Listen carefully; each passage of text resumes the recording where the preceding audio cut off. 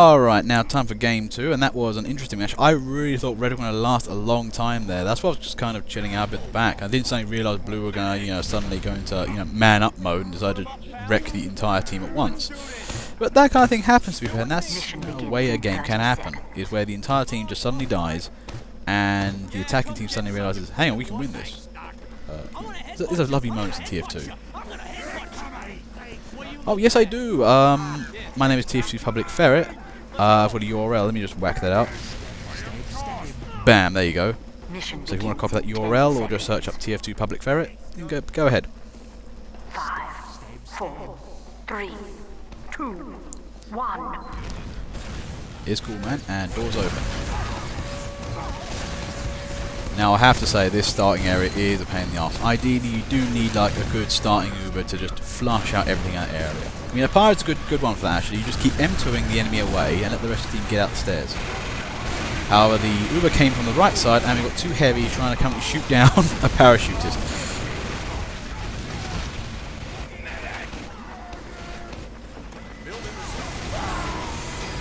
There's Rainy Lol.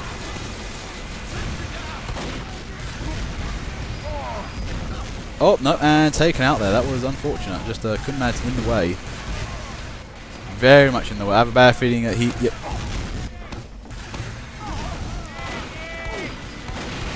Looks at though.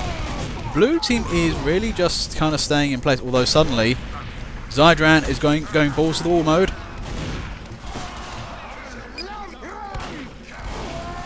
Where are you going, Zydran?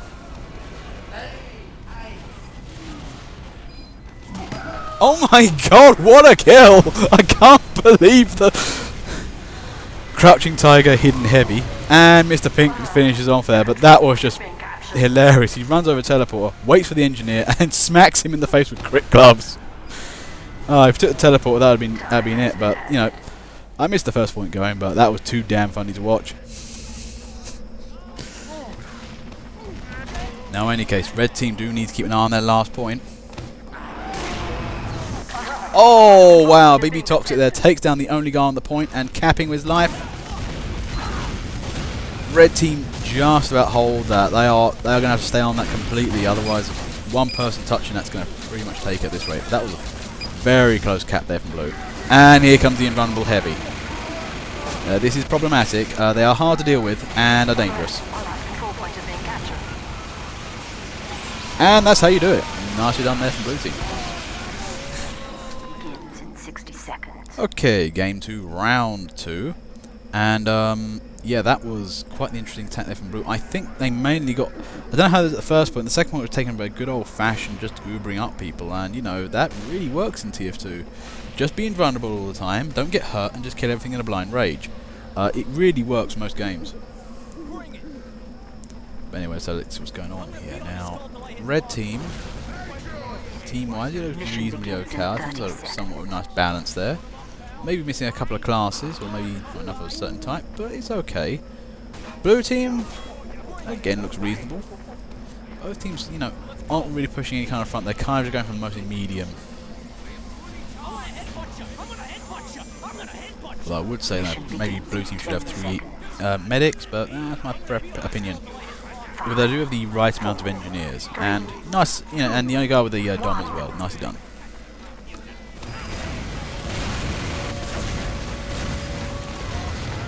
Now, one thing I will say about the stage 2 of Dustbowl, easily the most spawn campable attack for attacking side. That ditch there is an incredibly hard thing to get out of. You get enough demo men firing into that all the time, that is a nightmare to get out of. Oh, long range heavy versus sentry. No, it won't going to go down. That's the thing you've got to remember, those sentries don't destroy easy at range.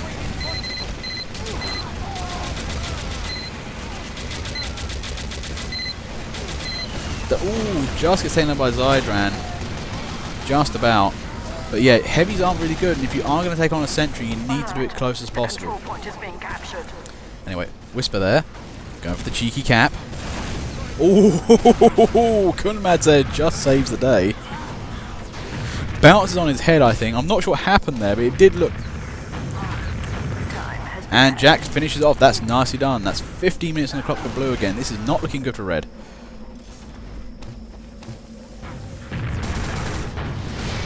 I'm really sorry guys for that Steam broadcast. It is somewhat unreliable at times. You know, it's still experimental tech. Now wait, 15 minutes, point 2.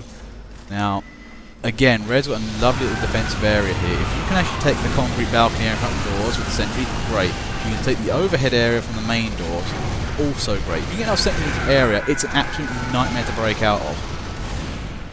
Everywhere's high raised edges. Demo men don't like that. Pyros don't like that. What's happening around the corner here?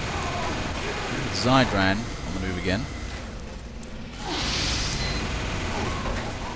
Ooh, one sneaky Pyro tries going for the kill. Zydran succumbs to heavy rage and decides to kill the offending backburner Pyro.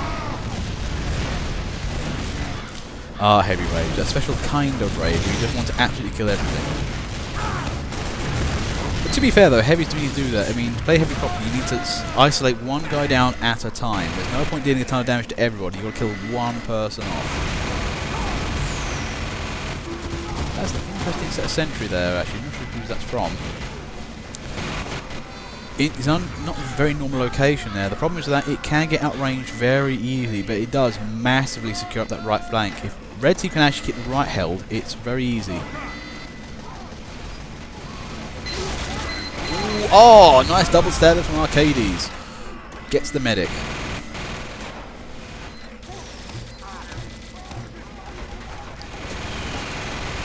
Zydran versus Lazy Mole. Oh. Ah, no, and Zydran just takes it. Even though only on very little health, I think, Lazy Mole might have had that fight if he actually decided to push off a bit, but he didn't know how much health that heavy had.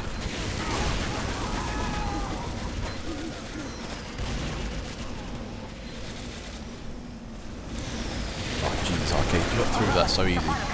Uh-oh, hang on, and if that last point is going. A little bit, maybe. Ah, that's the problem with that sentry right there. Now, blue team are figuring out where they can hit it from. And it's direct hit. Oh, yeah, Whisper. That's the way you do it. Use direct hit. Take out sentry in 2 shots. Job done. That was the perfect weapon for it as well. You can sniper rifle it, but, that rapid fire rocket launcher, great job, great thing for that.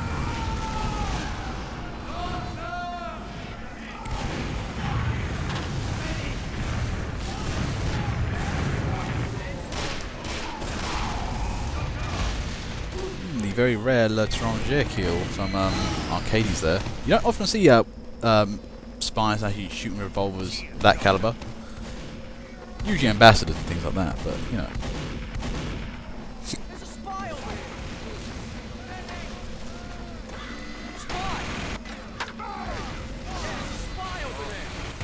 I have to say, actually, Blue's doing a nice job of just keeping Red on their toes for the time being. One thing I haven't seen much from yet, I'm going to check out Red's back end, but it does look like they have engineering support, it's just they're not pushing up so well.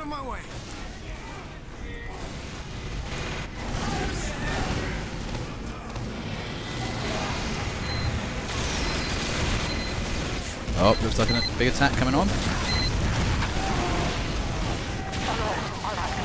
And, oh, that's an Uber on the point there. And Dermy there is M2ing for his life, and I don't think it was enough. One scout trying to defend the entire point. I think it's Andy. I can't believe he's actually managing to do this. But no, I think he got a bit too away from the point. And yeah, nicely done there. Oh, a little celebration. Wimmy just comes in and clobbers him with a bottle. Nicely done, blue team. Okay, now round 3 of game 2, and both teams so far have been attacking very well, but again, this is see you later, Dr. Frobisher. Have good luck, man. But yeah, the team's a little bit lopsided. That should fix itself in time with the new Skyle balance system. They actually got some nice. I remember the old system, reasonably good. It required voting at times, but this one's a lot more regular. It makes it so that teams don't get too set in their ways. I'm going to say it's probably my last round for today, man. Thank you very much. But, I can't keep this on too long. 40 minutes, 30 minutes, half an hour. That's my area I work in. Mission begins in 10 seconds. Anyway, let's see what's going on the teams here. 4, 3, 2, You Mad Bro, I think, needs help with his class. Actually, strange enough, it seems like the engineers on both teams are the ones that are really, working their teams out nicely here. And Rainy Lol there dies from falling damage. It's like, yeah, no, you're not going to the back. Nope, go home. I hate it when teams know you're doing that and they just stop you from, back-end shenanigans. I love back-end shenanigans. Oh, there goes the heavy. They're learning this time. Oh, look at blue team. They've completely destroyed all the defensive emplacements. And that's getting capped quite hard.